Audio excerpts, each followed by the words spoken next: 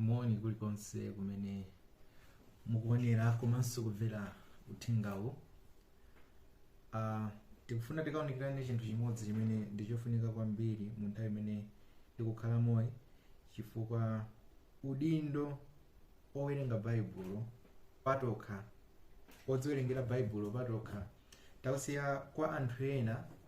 Ndiganiza ndi chifukwa chonena kuti anthu ambiri sitimvetsa mawu a Mulungu, koma ndi chamtengo wapatali chifukwa Mulungu wachikoza kunena kuti tikathandizane chinthu chimenechi mu programu imene ikutchedwa Kodi Baibulo Limatinji.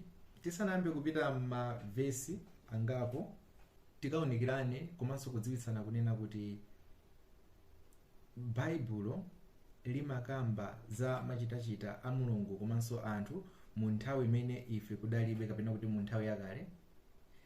Baibulo limakamba machitachita a Mulungu ndi anthu mu nthawi ino, komanso Baibulo limakamba za machitachita a Mulungu mu nthawi imene ili nkudza, nthawi zitatu zimenezizi. Munthu ukamvetsetsa za kugawidwa kapena kuti kusiyana kwa nthawi zimenezizi, zimatithandizira kumvetsa Baibulo, zimatithandizira kusasokoneza zinthu zimene zinalembedwa m'malemba. Ndiye Paulo akutipatsa chidule cha nthawi zimene zakambidwa apa, kunena kuti pali nthawi yakale, nthawi yatsopano komanso nthawi imene ili nkudza. Tiona zambiri magawo amene ali nkubwera kutsogolo. Pa Efeso 2:7 akunena kuti ndi cholinga chakuti nthawi imene ili nkubwera, pamenepo tifuna tingapo gawo la nthawi imene ili nkubwera kapena kuti nthawi imene ili nkudza. Ndiye tikapita pa verse 11 mupatizana ndi 12 akukamba za nthawi imene idapita kapena kuti nthawi ya mbuyo, kuna kuti chifukwa chake kumbukirani kuti poyamba inu amene munali a mitundu ina mwachibadwa ndipo munkatchedwa.